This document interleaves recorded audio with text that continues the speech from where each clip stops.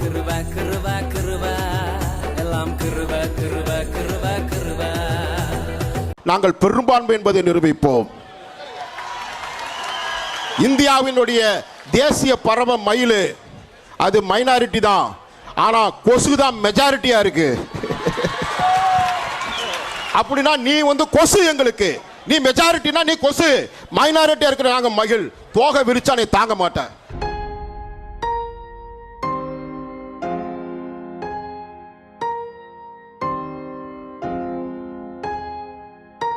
மக்களே, தமிழ்நாட்டில் இருக்க எல்லா கிறிஸ்தவ தலைவர்களையும் பார்த்து எங்களுக்கே ஓட்டு போடுங்கன்னு நம்ம தமிழ்நாட்டு முதல்வரும் அவங்களுடைய கட்சியும் கேட்டுட்டு இருக்கு. என்ன ப்ரோ இதுல என்ன தப்பு இருக்குன்னு நிறைய பேர் கேட்கலாம். ஆனா அவங்களுடைய கட்சி பேர் என்னன்னு கேட்டா மதச்சார்பற்ற கூட்டணின்னு சொல்றாங்க. அப்புறம் ஏன் ப்ரோ இந்த மாதிரி தேவாலயத்திலையும் இந்த கிறிஸ்தவர்கள் கிட்டையும் அவங்களுடைய தலைவர்கள் கிட்டையும் எங்களுக்கு மட்டுமே ஓட்டு போடுங்கன்னு கேட்கறீங்கன்னு கேட்டா நீ ஒரு சங்கின்னு சொல்றாங்க. சரி, அதை கூட விட்டுரும். அதே மாதிரி தமிழ்நாட்டில் இருக்க எல்லா இஸ்லாமிய தலைவர்களையும் கூப்பிட்டு எல்லா இஸ்லாமிய மத குருமார்களையும் சந்திச்சு எங்களுக்கே நீங்க ஓட்டு போடுங்கன்னு கேட்கறது யாருன்னு பாத்தீங்கன்னா அதே திமுகவும் அதே நம்மளுடைய தமிழக முதல்வரும் தான்.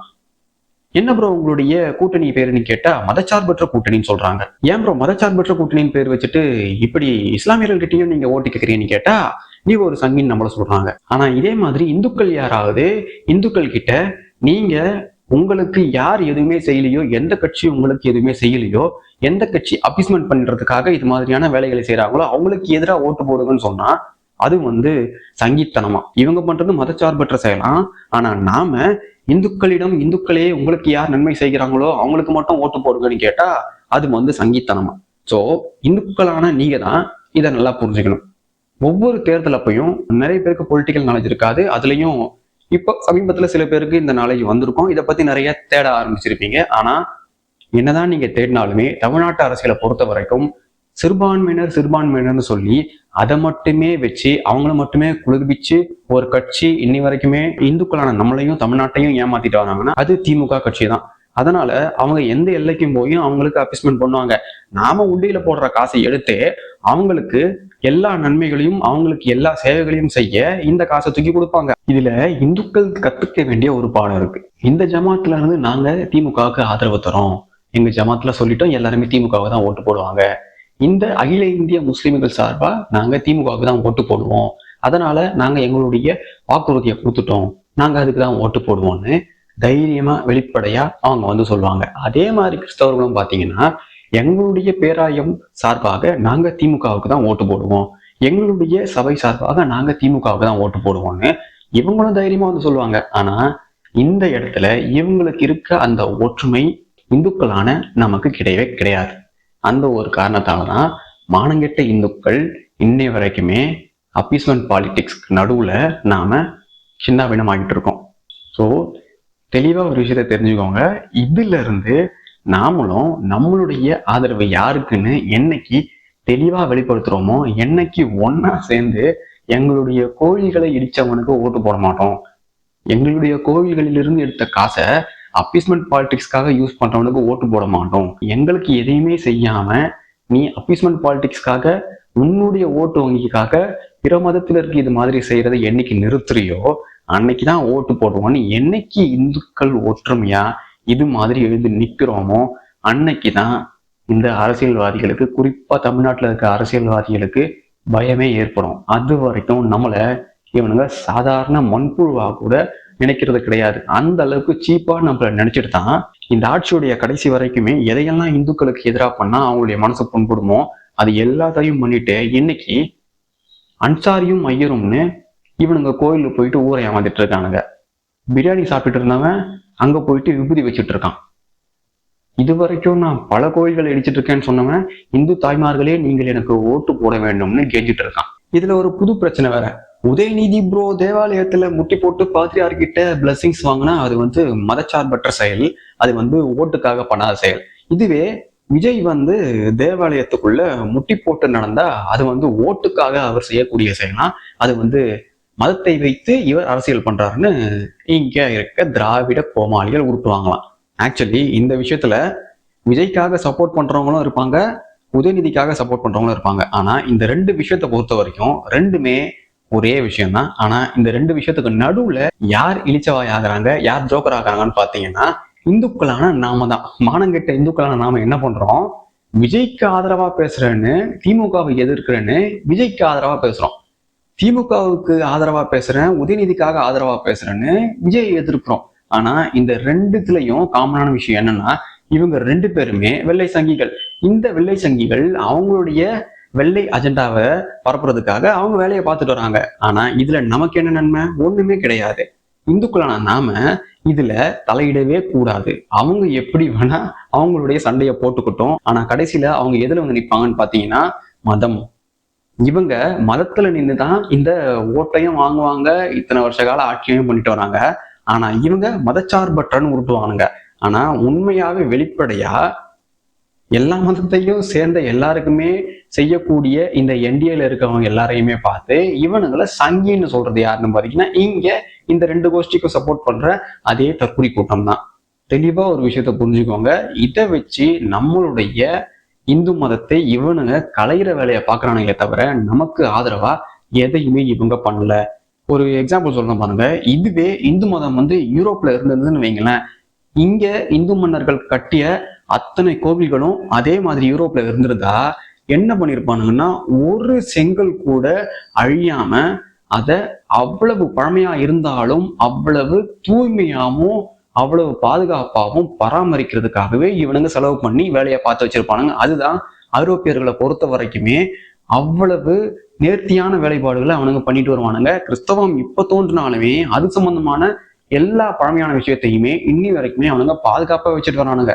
ஆனா இங்க அந்த மதம் தோன்றுவதற்கு முன்னாடியே நம்முடைய மன்னர்கள் எவ்வளவோ கோவில்களை கட்டியிருக்கானுங்க, எவ்வளவோ அணைகளை கட்டியிருக்காங்க, எவ்வளவோ அரும்பாடுபட்டு பல விஷயங்களை சேகரிச்சு வச்சிருக்காங்க. இது எல்லாத்தையுமே இங்க இருக்க இந்த வெள்ளைச்சங்கி கூட்டம், மதமாத்திர கூட்டம் வெளியே இருந்து ஃபண்டிங்கை வாங்கிட்டு அவங்களுக்காகவே வேலை செஞ்சுட்டு ஓட்டுக்காக கன்வர்ஷன் பண்ற கூட்டம் என்ன பண்ணுதுன்னா, நம்மளுடைய மன்னர்கள் கட்டின எல்லாத்தையுமே இவனுங்க இடிச்சு நாசம் பண்ணிட்டு வரானுங்க. இதையும் தாண்டி பழமையான ஏகப்பட்ட கோவில்கள் சிதிலமடைஞ்சி கை வச்சாலே வேறு அளவுக்கு இன்னும் ஏகப்பட்ட கோவில்கள் இருக்கு. அதை பராமரிக்க நம்மளுடைய பணத்தை இவங்க பயன்படுத்தவே இல்லை. நம்மளுடைய பணத்தையும், நாம உண்டியில போடுற பணத்தையும், நாம வரி கட்டுற பணத்தையும், நமக்காக கடன் வாங்கினேன்னு சொல்ற பணத்தையும் இவங்களுடைய சந்ததிகளுக்காக சேர்த்து, அதையும் தாண்டி வெளிநாட்டு ஃபண்டிங்களையும் வச்சு அதையும் இவங்களுக்காக சேர்த்துக்கிட்டு அந்த ஃபண்டிங்ல கொஞ்சமா யூஸ் பண்ணி மதமாற்றம் செஞ்சு இது மாதிரி தெளிவான ஒரு அஜெண்டாவோட இவங்க வேலை செஞ்சுட்டு இருக்காங்க, இந்து மதத்தை அழிக்க. ஆனா இந்து மதம் சார்பா இருக்கக்கூடிய நமக்கு இந்த விஷயம் துளியும் தெரியாததால இவங்க எப்படி பண்றாங்களோ, இஸ்லாமியர்கள் கிறிஸ்தவர்கள் எப்படி தைரியமா எங்களுடைய ஓட்டு இவங்களுக்கு தான், எங்களுடைய மதத்துக்கு யார் பண்றாங்களோ அவங்களுக்கு தான் சொல்றாங்களோ, அது மாதிரி சொல்லக்கூடிய இடத்துல கூட நாம இல்லை. ஏன்னா அந்த அளவுக்கு ஒற்றுமை இல்லாத கேவலமான ஜென்மங்களா நாம இருக்கோம். இல்லைன்னா இன்னி வரைக்குமே இந்த பிஜேபி பூச்சாட்டியை காட்டிட்டு இவனுங்களால இங்க ஊரை ஏமாத்திட்டு இருக்க முடியுமா? ஒரு விஷயம் யோசிச்சு பாருங்க. ஊபியை பார், பீகாரை பார், அங்கே பெண்களுக்கு நிலைமையை பார் அப்படின்னு சொல்றானுங்க. சரி, அங்கெல்லாம் கற்பழிப்பு நடக்குதுப்பா. இங்க தமிழ்நாட்டுல கற்பழிப்பே நடக்கலையா? நீங்க அங்க நடக்கிறத விட தடுத்துட்டீங்களா? நீங்க கம்பேர் பண்ணி பாத்தீங்கன்னா தமிழ்நாட்டுல இந்த விஷயங்கள், பாலியல் கொடுமைகள், கொடூரங்கள், கொலைகள், கொள்ளைகள் எல்லாமே ரைஸ் ஆயிட்டு இருக்கு, குறையல. ஆனா அங்க பாத்தீங்கன்னா காங்கிரஸ் ஆட்சியில எவ்வளவு கொடுமைகள் இருந்ததோ அது எல்லாத்தையுமே இவனுங்க கெடுபடியா குறைச்சிட்டு வந்துட்டு இருக்கானுங்க. இப்போ கம்பேர் பண்ணா நம்மளை விட அவங்க இந்த விஷயத்துல அதிக தீவிரமா இருந்து அதை குறைக்கிற வேலையை பார்த்துட்டு இருக்காங்க.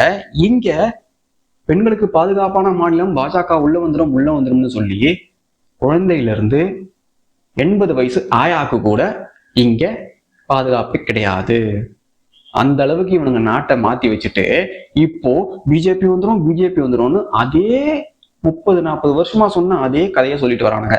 இங்க இருக்க நாமளும், படிச்ச தற்குறிகளான நாமளும் அதை நம்பி இப்போ வெள்ளை சங்கிகள் கூட சண்டை போட்டுக்கிட்டானே, ஐயா விஜய் இப்படி வரார், இவர் இப்படி வராருன்னு, அந்த மாதிரியான சண்டைகளுக்குள்ள நம்மளுடைய கவனத்தை செலுத்தி நமக்கு எது தேவையோ அதை கேட்காம நாம இழிச்ச வாய்த்தனமா நம்மளுடைய கோவில்களை எவன் இடிப்பானோ, நம்மளுடைய பணத்தை தூக்கி எவன் பிற மதத்தினருக்கு தந்து அவங்களை அப்பீஸ் பண்ணுவானோ அவனுக்கே ஓட்டு போட்டுட்டு இருக்கோம். ஸ்டாலின் கூட நிக்கிற எல்லாருமே பாத்தீங்கன்னா வெள்ளை சங்கிகள். இவங்களை பொறுத்த வரைக்கும் இந்த FCRA பில்லே வந்துடக்கூடாதுன்னு கடந்த 3 வாரத்துக்கு முன்னாடி பயங்கரமா ஆழ்ந்து புரண்டாங்க.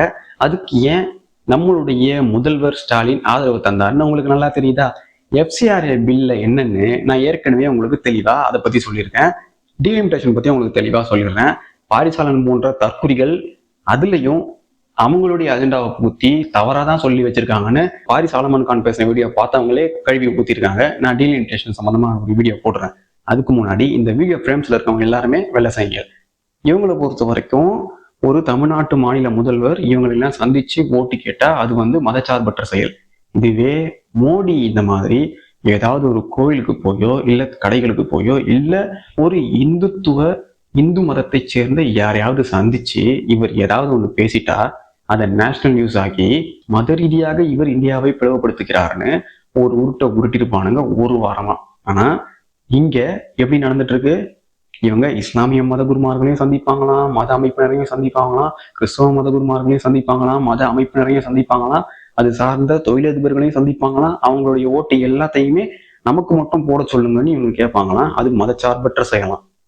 ஆனா இந்துக்களான நாம நம்மளுடைய ஓட்டை இந்துக்களுக்கு யாரு இந்த மாதிரி உதவி செய்யறாங்களோ, இந்துக்களுக்காக எவன் என்ன செய்யறானோ அவனுக்கு போடுங்கன்னு எவனை எடுத்து சொன்னா அவனை சங்கின்னு சொல்றது. நம்ம இந்தியாவிலேயே மிகப்பெரிய நகைச்சுவை எதுன்னா இதுதான். இந்த மாதிரி யாராவது எம்மதமும் சம்மதம் போட்டோ வச்சிருந்தாங்கன்னா அவங்க அதிகபட்சம் எந்த மதத்தை சேர்ந்தவங்களா இருப்பாங்கன்னு பாத்தீங்கன்னா இந்து மதத்தை சேர்ந்தவங்களா தான் இருப்பாங்க. மீதி எந்த மதத்தை சேர்ந்தவங்களும் இது மாதிரி எம்மதமும் சம்மதம்னு அவங்க வெளிப்படையா சொல்லவும் மாட்டாங்க, அதை ஏத்துக்கவும் மாட்டாங்க. நீங்க தாராளமா எம்மதமும் சம்மதம்னு சொல்ற உங்களுடைய நண்பர்கள் பிற மதத்தவரா இருந்தா அவங்க கிட்ட கேளுங்க. நீங்க எல்லா மதத்தையும் சம்மதம் சொல்றீங்க, ஆனா எப்படா இந்து மதத்தை மட்டும் ஆரிய மதம்னு சொல்றீங்கன்னு கேளுங்க. அதற்கான பதில் அவங்க கிட்ட இருந்து வரவே வராது. ஏன்னா அவங்கள பொறுத்த வரைக்கும் இந்த எம்மதமும் சம்மதம் என்பது ஒரு சும்மா டேக், செக்குலரிசத்தை இங்க புகுத்தி இந்து மக்களை மட்டும் ஏமாத்தி கிறிஸ்தவர்கள் இஸ்லாமியர்கள்னு அவங்களுடைய ஓட்டை வச்சு அவங்களுக்கு அப்பீஸ்மெண்ட் பண்ணி அதன் மூலமா இங்க வாழ்ந்துட்டு இருக்க அரசியல்வாதிகள் பண்ண சூழ்ச்சி தான். இந்த செக்குலரிசம்ன்றதே எமர்ஜென்சி பீரியட்ல வந்ததுதான் இந்த இந்தியாவுக்குள்ள. அதுக்கு முன்னாடி வரைக்கும் எந்த மதம் இங்க வந்தாலும் எந்த மதத்தினரா இருந்தாலுமே அதை இந்தியர்கள் ஏத்துக்கிட்டாங்க. இந்திய மன்னர்கள் அதை ஏத்துக்கிட்டு அதை எதுவுமே பண்ணவே இல்லை, எதிர்க்கவும் இல்லை, அழிக்கவும் இல்லை. அதன் விளைவுதான் இந்தியாவில ஏகப்பட்ட மதங்கள் இருக்க காரணம். அந்த காரணத்தாலதான் இங்க செக்குலரிசம் உருட்டி இன்னைய வரைக்குமே இந்துக்கள் தலையில இவங்க மிளகா அரைச்சிட்டு வந்துட்டு இருக்காங்க. அதுலயும் சார் இருக்காரு இல்லையா, ஸ்டார்டிங்ல ஒரு லெட்டர் பேட்ல எழுதும் போதே என்ன எழுதினார்னா ஜோசப் விஜய் தான் எழுதினாரு. அப்படி எழுதிதான் கையெழுத்து போட்டாரு. அது சர்ச்சையானதுக்கு அப்புறம் இவர் தன்னுடைய லெட்டர் பேட்ல சில மாறுதல்கள் பண்ணாரு. அதே மாதிரி இப்போ எம்மதமும் சம்மதம்னு ஒரு உருட்டுறதுக்காக இவர் இந்த 3 படத்தையும் காட்டுறாராம். இவர் எல்லா மதத்தினருக்கும் பொதுவானவர்னு காட்டிக்கிறாராம். ஆனா உண்மையிலேயே ஜோசப் விஜய் ஒரு கிரிப்டோன்னு இங்க இருக்க பலருக்குமே தெரியாது. அவருடைய ரசிகர்களுக்கு சுத்தமா தெரியவே தெரியாது. நம்ம எடுத்து சொன்னாலும் புரியாது. இந்த வெள்ளசங்கி பாஸ்டர்ஸ் எல்லாம் பேசி நீங்க கேட்டிருப்பீங்க. அதுல பெரும்பாலானோர் எதை ஃபர்ஸ்ட் அவனுக்கு ஆரம்பிப்பானுங்கன்னு பாத்தீங்கன்னா நம்மளுடைய கடவுளர்கள் எல்லாம் சாத்தான்கள், சிலைகள் எல்லாம் சாத்தான்கள்னு சொல்லிதான் ஆரம்பிப்பானுங்க. அதுல இருந்து ஆரம்பிச்சு அப்படியே மதத்தை கொஞ்சம் கொஞ்சமா அவனுங்க கேவலப்படுத்தி பேசிட்டு தான் இருப்பானுங்க. இன்னை வரைக்கும் பேசிட்டு தான் இருக்கானுங்க. அதுவும் இல்லாம அவங்களுடைய மதத்துல இல்லாத எந்தெந்த விஷயங்கள்லாம் இந்து மதத்துல இருக்கோ அது எல்லாத்தையுமே அவங்களதாகவே மாத்திக்க இவனுங்க புதுசா லிட்ரேச்சரை எழுத ஆரம்பிச்சிருக்கானுங்க. அதையும் தாண்டி மெஜாரிட்டியா இருக்கவங்க கொசு, மைனாரிட்டியா இருக்கவங்க மயில்னு வேற இந்த வெள்ளசங்கிகள் மேடை ஏறி பேசுற அளவுக்கு அவங்களுக்கு தைரியத்தையும் இந்த சகிப்புத்தன்மை இல்லாத ஒரு சூழலையும் உருவாக்கி தந்தது யாருன்றத நீங்க தான் யோசிக்கணும். இதை ஒரு இந்துவா எவனா எடுத்து சொன்னா அவனை சங்கின்னு சொல்றதுக்கு அதிகமா யாரு வருவாங்கன்னு பாத்தீங்கன்னா இந்து மதத்துல இருக்க கோமாளிகள் தான் வருவாங்க. ஆனா சிறுபான்மையினர்னு சொல்ற அவங்களுக்கு நல்லாவே தெரியும். இதை சொல்லிதான் நாம இங்க வாழ்ந்துட்டு இருக்கோம், இதை சொல்லிதான் அவங்கள ஏமாத்திட்டு இருக்கோம். அதனால இந்துக்களை சங்கின்னு யாரெல்லாம் சொல்றாங்களோ அவங்கள நம்ம கூட சேர்த்துப்போம். நம்ம கூட சேர்த்துக்கிட்டு நாம அந்த மதத்தை எதிர்த்து பேசி அந்த மதத்தை கேவலமா பேசி அந்த மதத்தை இல்லாமல் ஆக்குவோம்னு இங்க இருக்கவங்க வேலையை பார்த்துட்டு வராங்க. இது தெரியாத இந்த கோமாளிகள் இருக்காங்களே, இந்து கோமாளிகள், அவங்களும் கூட சேர்ந்துக்கிட்டு இங்க எது நடக்குதுன்னு தெரியாம, இதனுடைய வரலாறு தெரியாம, அரசியல் வரலாறு தெரியாம, இந்தியாவுடைய வரலாறு தெரியாம, மத வரலாறு தெரியாம, மொழி வரலாறு தெரியாம, இன வரலாறு தெரியாம இதுங்க சங்கின்னு இவனுங்களோடவே சேர்த்து சொல்லுது. அதே வார்த்தைய திரும்பி இவங்களுடைய மதத்தை பார்த்தோ இந்த மதத்தை பின்பற்றுபவங்களை பார்த்தோ சொல்லிட முடியுமா? நான் உங்களுடைய மதத்தை பார்த்தோ சங்கின்னு சொல்லட்டுமான்னு நீங்க கேட்டு பாருங்க. அடுத்த நிமிஷமே உங்களை சங்கின்னு சொல்லிட்டு போயிடுவாங்க. அந்த அளவுக்கு தான் இவங்களுடைய சகிப்புத்தன்மையும் இவங்களுடைய பகுத்தறிவும். ஸோ மக்களே, நீங்க படிச்சவங்களா இருங்க, படிக்காதவங்களா இருங்க, ஐடில வேலை செய்யுங்க, இல்ல வேற ஏதாவது செக்டர்ல வேலை செய்யுங்க, அரசியல் தெரியுதோ இல்லையோ ஆனா ஒரு விஷயத்த நல்லா தெரிஞ்சுக்கோங்க, நம்மளுடைய பாரம்பரியம் எது, நம்மளுடைய கலாச்சாரம் எது, நம்மளுடைய மதம் எது, இதை பத்தி என்னைக்கு நாம தெரிஞ்சுக்க ஆரம்பிக்கிறோமோ, இதை எந்த அளவுக்கு நாம தெரிஞ்சுக்கிறோமோ அந்த அளவுக்கு நம்மளால அதை காப்பாற்ற முடியும். ஆனா நம்மள அந்த மதத்தையே தவறா பேச வச்சுட்டு அதுல இருந்து நம்மள வேறொரு மதத்துக்கு தூக்கிட்டு வந்துட்டு இங்க இருந்த நிலைமையை விட இங்க மிக கேவலமான நிலைமையில நம்மளை தள்ளிட்டு அதன் மூலமா இங்க ஒரு சிலர் வாழ்ந்து அதன் மூலமா ஆதாயம் தேடுறவங்க தான் இங்க அதிகமா இருக்காங்களே தவிர நம்மளுடைய இந்து மதத்துக்காக இங்க பேசக்கூடிய ஆட்கள் மிகவும் குறைவு.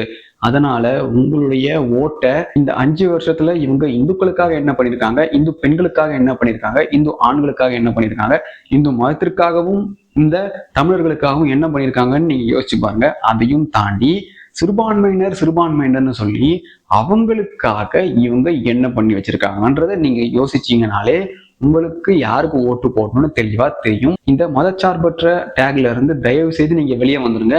இங்க யாருமே உண்மையாவே மதச்சார்பற்ற என்ற ஒரு டேக்ல கிடையவே கிடையாது. எல்லாரும் போலியா உருட்டுறதுக்காக மட்டும்தான் அந்த பேரை சொல்லிட்டு சுத்துறானுங்களே தவிர ஏத்தியஸ்ட்னு சொல்றவன் கூட அவனுடைய மதத்தை மறைச்சிட்டு தான் ஏத்தியஸ்ட்னு சொல்றான். இங்க 100% ஏத்தியஸ்டா இருந்து இவனுங்க எல்லா மதத்தையும் பேசுறதே கிடையாது. இவனுங்க ஏத்தியஸ்டா இருக்கிறதுக்கு காரணமும் இந்து மதத்தை எதிர்க்கிறதுக்காக தான்.